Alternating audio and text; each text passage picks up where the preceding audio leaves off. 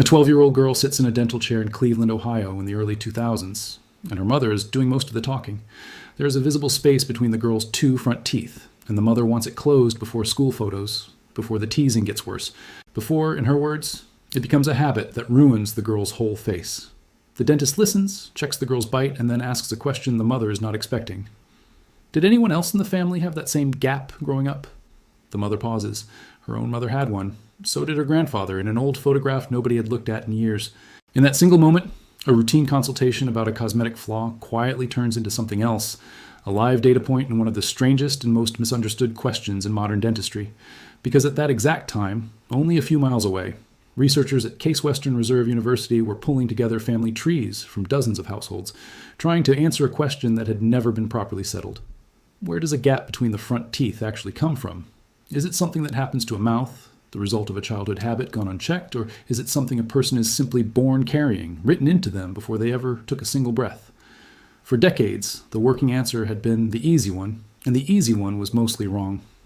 What the researchers were about to find, and what geneticists would spend the next 20 years confirming in finer and finer detail, did not just correct a minor error. It rewrote the entire story of where that small space in a smile comes from, and it did so by reaching back through named genes, through an evolutionary event 12,000 years old, and through cultures on the other side of the planet who had understood something about this trait long before any scientist ever looked at a single strand of DNA. Start with what the gap actually is, because the terminology itself carries a clue. Dentists call it a diastema, a word borrowed from Greek that simply means an interval or a space between things. Technically, a diastema is any visible gap between two adjacent teeth anywhere in the mouth, but when almost anyone pictures one, they picture a specific version, the space that sits dead center in the upper smile between the two front teeth, formerly called a maxillary midline diastema. It is one of the most common dental features on the planet. T shows up constantly in young children, so constantly that pediatric dentists treat it as an expected phase of a developing bite, a stage most kids pass through as their permanent teeth come in. It persists into adulthood in a meaningful share of the population, common enough that you have almost certainly seen it on a coworker, a celebrity, a relative, without ever wondering why it was there. For a long time, the explanation offered for that gap was strikingly thin. The story went that a gap was essentially an accident, a cosmetic flaw with no deeper cause, or where it was given a cause at all, the blame fell squarely on habits. Thumb-sucking. Years of a pacifier, a tongue that pressed forward against the front teeth every time a child swallowed. These explanations were not fabricated out of nothing. Habits genuinely can move teeth. A thumb held against the upper front teeth for years really can force a space open, and a tongue that pushes forward with every swallow really can keep that space from closing. The trouble was that these explanations were true just often enough to feel like the complete answer, which meant the deeper cause sat unexamined for decades. The habit theory could not explain why a gap ran cleanly through 3 or 4 generations of the same family. It could not explain a child who never sucked a thumb, was never given a pacifier past infancy, grew up in a household where nobody intervened at all, and still erupted a permanent smile with the exact same space her mother had and her mother's father before her. The cosmetic explanation treated the gap as something the world did to a person after the fact. The family evidence pointed in the opposite direction entirely. It suggested the gap was something a person arrived with. That family resemblance is one of the most consistently reported observations in the entire field, and it is what eventually pushed researchers toward taking the genetic question seriously. Measuring it properly, though, required real family data, not just casual observation across a dinner table. In 2003, a research team working out of Case Western Reserve University's Department of Orthodontics published exactly that kind of study. They gathered 30 extended families, more than 400 individuals in total, including siblings, aunts and uncles, grandparents and cousins, and used formal genetic epidemiology software to calculate how much of the variation in who has a midline diastema and who does not could be traced to inheritance rather than chance or environment. In the white sample, the heritability came out to roughly 0, 32. That number means close to a third of the variation in this trait across that population traces directly to family genetics rather than habits or accidents. In the black sample, the same calculation produced a heritability of only about 0.04, suggesting environmental and developmental factors played a comparatively larger role in that group, a difference researchers have continued to study since.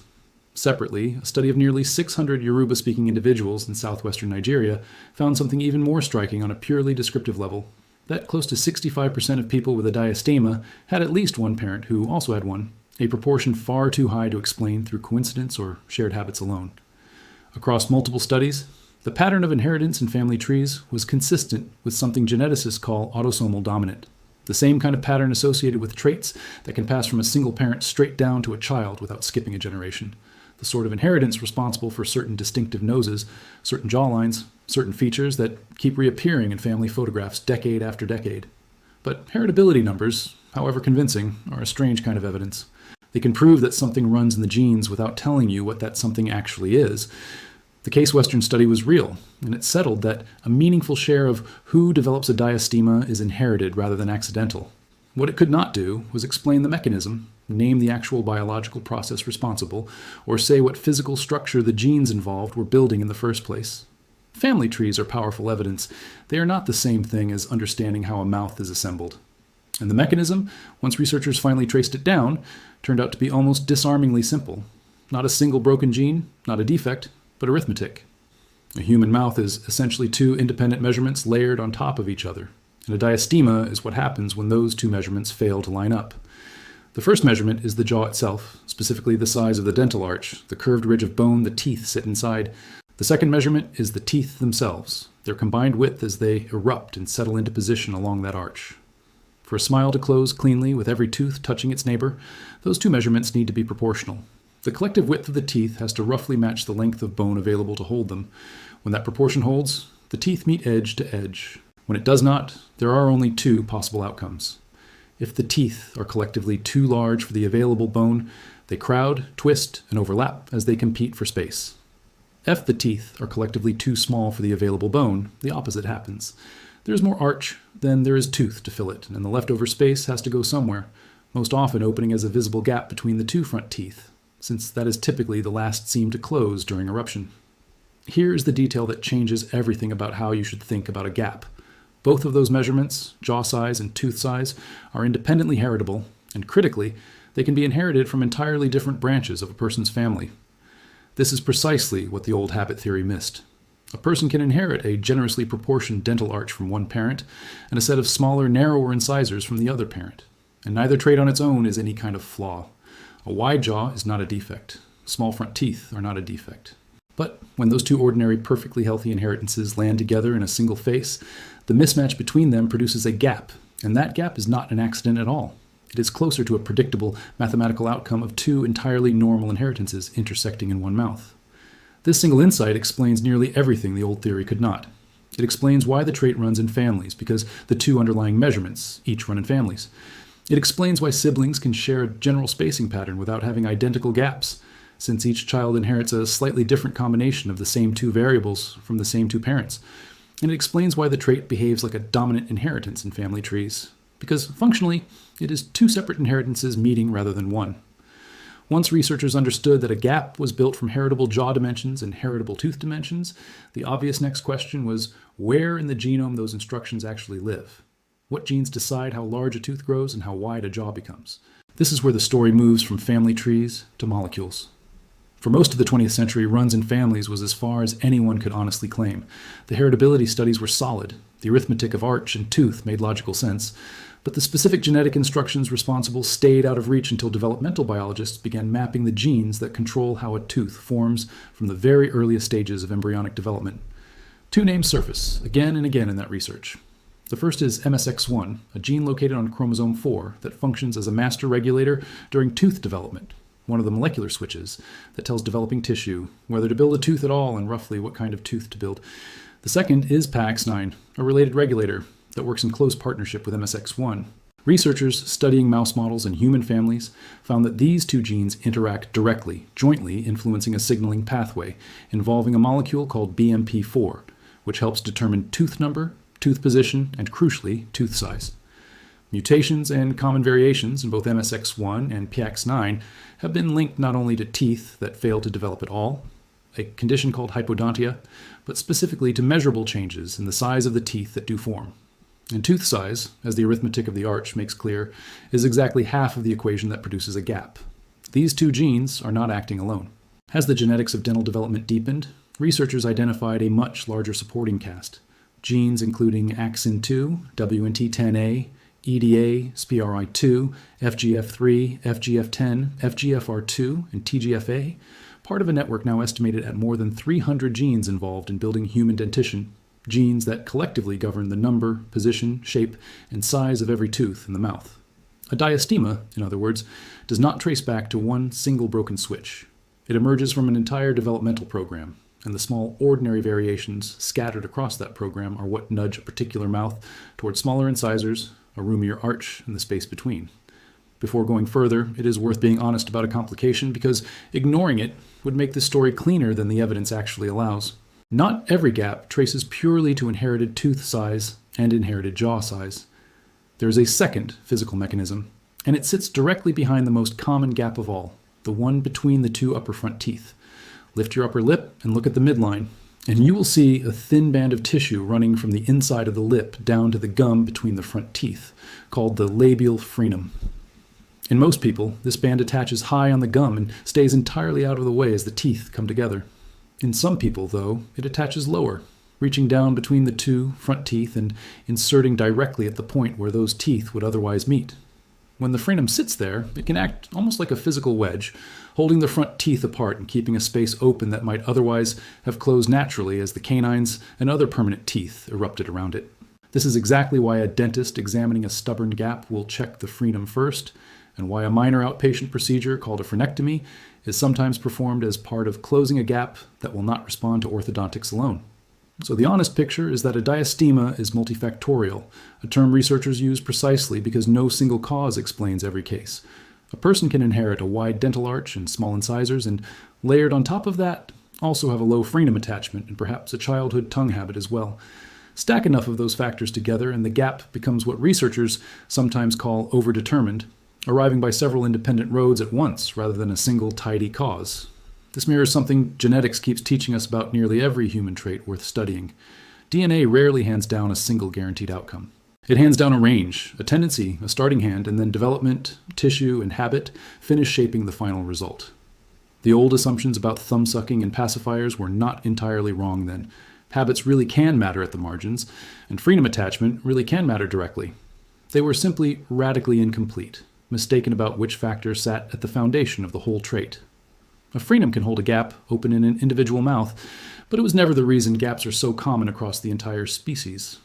To explain that, you have to explain why human mouths so reliably end up with more arch than teeth in the first place, and that question has almost nothing to do with any one family, any one frenum, or any one habit. It is a question about the entire human animal, and the answer turns out to be one of the strangest and most underappreciated turns in this whole story. The deeper reason gaps are so widespread across humanity is not really about teeth at all. It is about what has happened to the human jaw over roughly the last 12,000 years. For nearly the entire existence of our species, our ancestors ate the way essentially every wild animal eats, on raw, tough, fibrous food that had to be torn and ground down through sheer mechanical effort before it could be swallowed. Roots, raw meat, fibrous plants, unprocessed seeds, and nuts. That kind of eating places enormous demand on the chewing apparatus. And the human body responded by building a powerful one. Large jaws, heavy chewing musculature, a robust, well-developed dental arch with ample room for a full set of sizable teeth. Because the same hard diet that stressed and built the jaw also justified the full size of the teeth. Jaw and teeth grew up in reasonable proportion to one another for hundreds of thousands of years. Then, starting roughly 12,000 years ago, agriculture began spreading across different regions of the world, and with it came cooking, grinding, and the gradual softening of nearly everything humans put in their mouths. Grain replaced root, cooked replaced raw, soft replaced tough, and the jaw, no longer under the same mechanical stress it had faced for millions of years of evolutionary history, began to change. Researchers studying skeletal remains have documented this shift directly.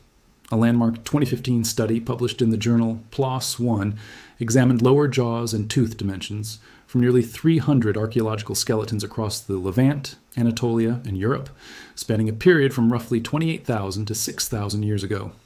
The researchers found a clear and consistent separation between hunter-gatherer populations and early farming populations. Among hunter-gatherers, jaw shape and tooth size remained in close proportion, and malocclusion, the technical term for crowded, misaligned, or gapped teeth, was almost non-existent. Among the earliest farmers in the same regions, that harmony broke down. The jaw had begun shrinking in response to a softer, less demanding diet. But tooth size, which is far more tightly controlled by the developmental genes involved in building each individual tooth, did not shrink at nearly the same pace. The mismatch between a smaller jaw and unchanged tooth size is precisely what produces both crowding, when there are too many teeth for too little bone, and gaps, when there is too much bone left over for too few teeth. The scale of that shift is genuinely striking. Researchers estimate that malocclusion rates sit below 5% among hunter-gatherer populations, while modern industrialized populations show rates ranging anywhere from 56 to as high as 95%, depending on the study and the population sampled. Comparative studies of medieval skeletal remains found that roughly 36% showed signs that would today warrant orthodontic treatment, a number that has climbed to around 65% in modern samples. Harvard evolutionary biologist Daniel Lieberman, who has spent decades examining skull collections from across human history, has pointed out that significant malocclusion is remarkably rare in ancient hunter-gatherer skulls, while skulls from the last few centuries show crowded teeth, impacted molars, and misalignment at strikingly higher rates. Some researchers argue the shrinkage reflects a genuine evolutionary adaptation, since maintaining a large, heavily muscled jaw is metabolically expensive. Others, including a Stanford team in 2020, argue the change is happening too fast across just a few centuries to be true genetic evolution, and instead reflects a developmental response within each generation, since bone is highly responsive to physical stress during childhood growth, and a childhood spent chewing soft, processed food never generates the mechanical signal needed to build out a fully sized jaw. Either way, the direction of the evidence points the same way. Diet changed, chewing demand dropped, and the jaw responded faster than the genetically anchored size of individual teeth ever could. Researchers have a specific term for this kind of lag, where a body is shaped for demands from an environment that no longer exists, calling it evolutionary mismatch. Seen through that lens, the gap in a modern smile is, in a very real sense, a kind of fossil. It is the visible trace of a 12,000-year-old shift in how human beings eat, quietly recorded in a single face. Not a flaw, a signature. The physical mark of a species whose jaw changed faster than its teeth could keep up, written into the mouths of people walking around today who have no idea that their smile is carrying a piece of that ancient history. And once you understand the gap as that kind of inheritance, ancient, shared, and biologically meaningful rather than accidental, it becomes much easier to understand why cultures across large parts of the world looked at that same feature centuries before anyone understood a single gene involved and saw something worth celebrating rather than correcting. In large parts of West Africa, a gap between the front teeth has never been treated as a problem in need of fixing. Among the Yoruba of southwestern Nigeria, the trait even carries its own affectionate name, Eji, and is widely regarded as a mark of beauty, and in many households of good fortune, particularly celebrated among women. The trait is prized enough that a documented share of people without a natural gap have sought out cosmetic procedures specifically to create one, occasionally accepting real medical risk and discomfort in the process, choosing to open a space that another culture, on another continent, would send a child to an orthodontist to close. Surveys of the Yoruba-speaking population have found that a strong majority attach genuine aesthetic value to the diastema, and that roughly a third of people without one have expressed interest in acquiring one artificially. Similar associations with beauty and fertility have been documented among the Dinka of South Sudan and the Hausa of Nigeria. There are historical records suggesting that, in ancient Egypt, a gap between the front teeth was likewise associated with attractiveness and good fortune, and in parts of medieval European folklore, a gap between the teeth was read as a sign of a bold, restless, or adventurous nature, a small physical marker believed to say something about the character behind the smile. The interpretations differ from place to place and era to era, but the pattern running through nearly all of them is striking. Across continents and across centuries, entirely separate cultures kept looking at the same small anatomical space and reaching for the same kinds of words: beauty, luck, fortune, distinction. Even within Western fashion and beauty standards, which spent most of the 20th century treating a gap as a defect to be corrected, the trend has visibly reversed in recent decades. Supermodel Lauren Hutton, one of the highest paid models of the 1970s and 80s, famously refused to have her gap closed and turned it into a defining feature of her image rather than a flaw to hide. Since then, models including Laura Stone and Georgia May Jagger have built prominent careers with a visible diastema. And the same feature that was once quietly corrected before a photo shoot is now something casting directors and fashion editors specifically look for. What makes all of this quietly remarkable is that none of these cultures, ancient or modern, had access to a single one of the tools that eventually confirmed the science. They had never run a heritability study. They had never heard the names MSX1 or PAX9. They knew nothing about shrinking jaws, evolutionary mismatch, or the precise arithmetic of arch length against tooth width.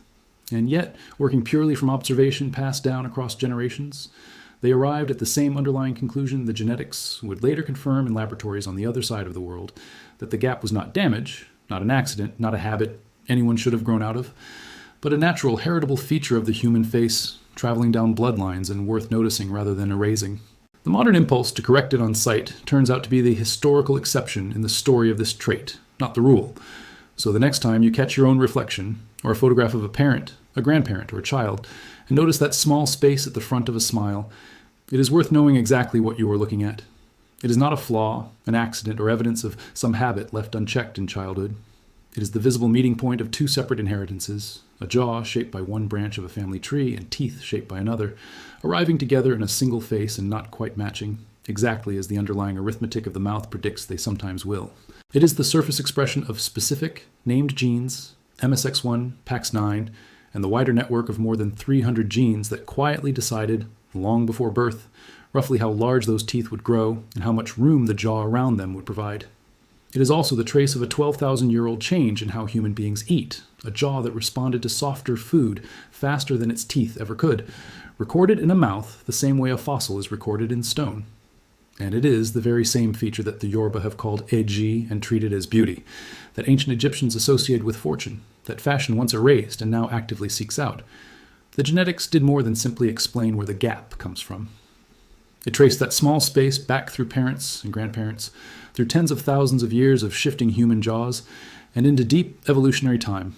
And at every single step it found not a defect, but an inheritance. That gap was never something that merely happened to you. It is something you carry, ancient, specific, and entirely your own. One more piece of a much larger human history still visible, quite literally, every time you smile.